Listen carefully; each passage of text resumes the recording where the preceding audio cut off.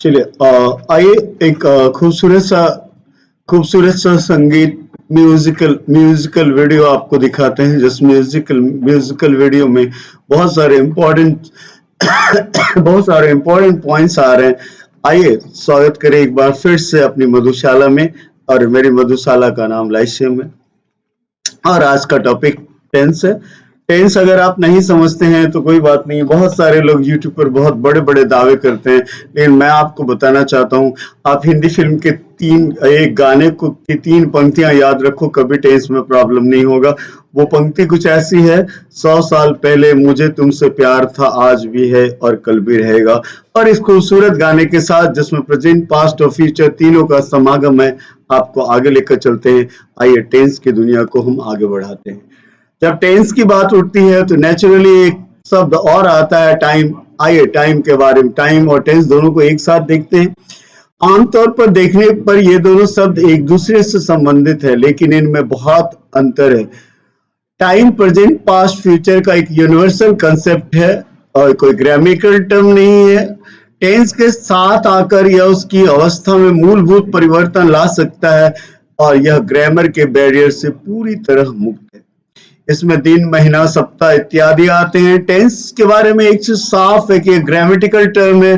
Tense को general meaning में प्रयोग में ला, टाइम को जनरल मीनिंग में हम लेते हैं, जबकि टेंस का प्रयोग विशेष अर्थ में वर्ब के फॉर्म को बतलाने के लिए किया जाता है।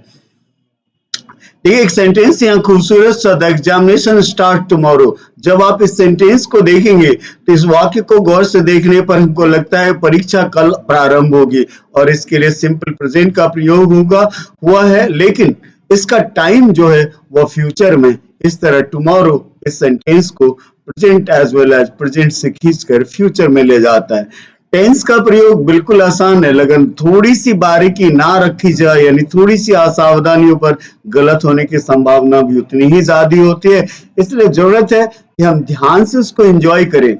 आइए टेंस क्या होता है, पहले एक भाग, इसके एक भाग को देखते हैं। Tense shows the time of an action. ये क्रिया के समय को बतलाता है। पास्ट इतना ही होता तो टेंस सिर्फ 3 होते, प्रेजेंट, पास्ट, फ्यूचर, लेकिन इसमें एक लाइन और जुड़ गया, आधा और पंक्ति जुड़ गई। Tense denotes time of an action and its degree of completeness. क्या बताता है? एग्जाम्पल देखिए, Ram eats a mango, Ram ate a mango, Ram will eat a mango. अब अगर काल के समय टाइप को देखें तो पहला है प्रेजेंट, दूसरा है पास्ट और तीसरा है फ्यूचर। आइए प्रेजेंट टेंस को देखते हैं। ये कहता है कि ये बताता है कि कोई काम अभी हो रहा है।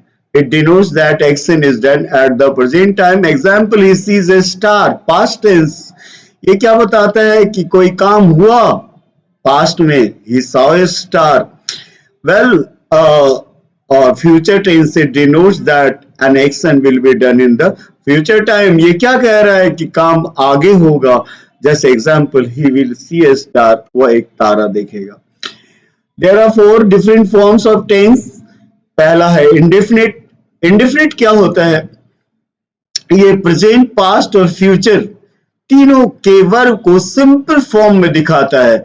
I eat, I ate, I shall eat, simplest form of verb. Well, continuous की बात करें तो ये बताता है कि कोई चीज चल रहा है, continue, event is continue and not yet uncompleted, अभी तक ये खत्म नहीं हुआ। He is eating, he was eating, he will be eating. Perfect से खुद समझ में आना चाहिए आपको कि डिनोट्स ये बताता है कि कोई चीज पूरा हो गया या परफेक्ट स्टेट में आ गया। I have played, I had played, I shall have played. Perfect continuous, इसमें डबल मीनिंग आते हैं, 2 मीनिंग होते हैं। जैसे कोई कहता है I have been reading since morning, सुबह से उसने पढ़ना शुरू किया और अभी भी जारी है। दैट इज टू से ये 2 प्रीसीडिंग फॉर्म्स होते हैं। I have been reading, I had been reading, I shall have been reading. आइए अब चारों के अलग अलग चार रूप को अलग अलग टेंस के साथ लेकर बढ़ते हैं। प्रेजेंट इंडेफिनिट, इसका पहचान है सब्जेक्ट प्लस वर्ब 1 या verb 5, is, am, are plus complement. और सब्जेक्ट प्लस डोंट या doesn't plus verb one plus object, do does को आगे कर दीजिए, क्वेश्चन बन जाएगा, और WH को पहले जोड़ दिया, WH क्वेश्चन आ जाएगा। Spelling of third person singular verb, ज्यादातर वर्ब में हम एस लगाकर इसे सिंगुलर बनाते हैं। वर्ब जब जैसे वर्क है, सिट है, स्टे है, इसमें एस लगता है। वर्ब जब वाई में खत्म होता रहे और वाई के पहले कोई कॉन्सोनेंट हो तो ठीक नाउन की तरह वाई को हटा दीजिए, IS जोड़ दीजिए, क्राइज है, रिप्लॉयज है। अगर वोवेल हो वाई के पहले तो सीधा एस जोड़िए, please, enjoys, S, Z, CH, SH और एक्स के साथ ES जोड़ता है। मिसेस, पुसेस, फिक्सेस, एक्सेप्शन है हैव का, हैज, डू का डज और गो का गोज। अब जो सबसे इंपॉर्टेंट चीज है, आइए इसके फंक्शन को स्टार्ट करें। इसका फंक्शन, पहला फंक्शन, पहले तो आपको यह दिला दें कि बच्चों में आपने पढ़ा होगा जिस वाक्य के अंत में ता, ते, ती, हो से प्रेजेंट इंडेफिनिट कहते हैं। लेकिन देखिएगा पहला फंक्शन इसका क्या कहता है, when there is no reference of time, जब कोई पर्टिकुलर समय का जिक्र ना हो तो प्रेजेंट इंडेफिनिट आता है। Example fire Burns. Simple present का इस्तेमाल किया जाता है परमानेंट एक्शन और सिचुएशन के लिए, जैसे Mohan works for a bank, I play tennis every Wednesday. Simple present का प्रयोग, simple present is not used to talk about temporary situation, जैसा water is boiling at 100 degree centigrade, गलत है। इसका सही आंसर ब्रैकेट में दिया हुआ बॉइल्स होगा। ये हैबिचुअल एक्शन दिखाता है, जैसे यू मोस्टली कम लेट, तुम प्राय देर से आते हो। नंबर 6 में देखिए यूनिवर्सल ट्रूथ, ये प्रेजेंट इंडेफिनिट में है। प्रोवर्ब प्रेजेंट इंडेफिनिट में है।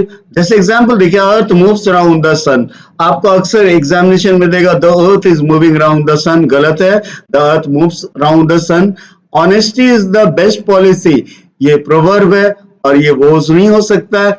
हिस्टोरिकल इवेंट्स को अगर लाइवली बनाना हो, सजीव बनाना हो, ग्राफिक डिस्क्रिप्शन देना हो तो हम प्रेजेंट इंडेफिनिट का इस्तेमाल करते हैं। Chaucer is the father of English literature. फिर दूसरा example, Babur comes with an army, Babur इतिहास की घटना है। उसके बाद देखिए Babur comes with an army, Ibrahim Lodi meets him in the historic battle of Panipat. आइए, जब सेंटेंस हमारा हेयर और देयर से स्टार्ट हो तो यहाँ पर प्रेजेंट फॉर्म आता है, here he comes, there goes the train. Well, to introduce a quotation, quotation अगर कहना है, किसी की उक्ति कहना, जब उनका नाम लेकर आप लिखते हो वर्ब तो वो हमेशा सेज होगा, यानी प्रेजेंट फॉर्म में रहेगा। कोटेशन जिस फॉर्म में रहे उससे मतलब नहीं है। जैसे देखिए आपके सामने एक खूबसूरत सा एग्जांपल है, Thomas Dekker says age is like a love you cannot hide. ये उम्र जो होता है प्यार के समान होता है, इसको छिपा नहीं सकते। और एक खूबसूरत एग्जांपल जो यहाँ नहीं लिखा हुआ मैं आपको बता रहा हूँ, नेहरू सेज, नेहरू कहते हैं आराम हराम है। आइए आगे बढ़ते हैं। नाटक शायद आप सबने देखा होगा, ड्रामा में कोई सीन के पहले इंस्ट्रक्शन दिया जाता है, कुछ बताया जाता है अगले सीन के बारे में, तो उसमें उसको ड्रामेटिक नरेशन कहते हैं। जैसे द कर्टन रेजेस, पर्दा उठता है, Juliet is sitting on her desk. Suddenly the window opens and a masked man enters. ये रूम ये जूलियट की पंक्तियां हैं। यहाँ शेक्सपियर साहब ने बीच में सिटिंग डाल दिया, अदरवाइज ये पूरे इंडेफिनिट में होता। खैर, बहुत बड़े राइटर हैं, जो भी लिखा है उन्होंने सर आंखों पर। डबल एक्शन प्रेजेंट इंडेफिनिट में होते हैं, जैसे the prime minister comes here tomorrow, देखिए प्रधानमंत्री का आना है तो तय ही है, वो बदलेगा नहीं। और दूसरा, their visas will expire in September, इसको मैंने ठीक नहीं किया, आपके लिए छोड़ा है। यहाँ विल को हटाना है क्योंकि वीजा शेड्यूल्ड होता है और वीजास है तो एस लगेगा नहीं, विल को सिर्फ हटा दीजिएगा, सेंटेंस सही हो जाएगा। आइए 12 नंबर फंक्शन देखते हैं। सजेशन हम व्हाई डोंट यू से डाल सकते हैं, why don't you take a day off, एक दिन का छुट्टी ले ले बाबू। कंडीशनल क्लाउज जैसे इफ है, अनलेस है, एज सून एज है, ऐसे सेंटेंसेस में जब हम कंडीशनल क्लाउज को लिखते हैं तो ये प्रेजेंट इंडेफिनिट में होता है, जबकि इसका दूसरा क्लाउज फ्यूचर इंडेफिनिट में होगा। तो conditional clause, if you go to Delhi you will see the Taj, if you work hard you will get success, if you not if you will. और अगर भूल से इफ यू विल रहा तो आपको चेक करना होगा और ये आपको सही करना होगा, इफ यू। वेल इसके बाद जब हम demonstration, commentary, series of events इत्यादि के बारे में बात करते हैं तो प्रेजेंट इंडेफिनिट आता है। करस्पॉन्डेंस, पत्राचार की बात करें तो प्रेजेंट सिंपल को ज्यादा फॉर्मल माना जाता है पास्ट कंटिन्यूअस की तुलना में। जैसे we write to advise you, या we are writing to advise you को लेस फॉर्मल माना जाता है। आइए आगे बढ़ते हैं।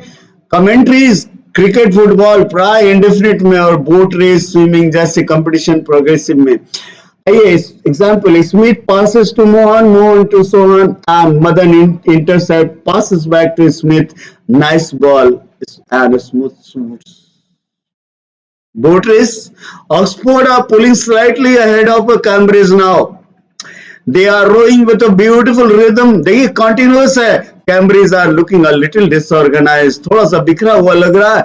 लास्ट बट नॉट लीस्ट, अगर इंस्ट्रक्शन देना हो तो ज्यादातर इसमें इंडेफिनिट आता है। जैसे एक आदमी दूसरे को पूछता है how do I get to the station, बोलता है you go straight on to the traffic light, सीधा जाओ, देन यू टर्न लेफ्ट, और उसके बाद लेफ्ट लेफ्ट लेफ्ट की ओर मुड़ो। And that is what I mean to say, and I'd like to thank you for this kind affection.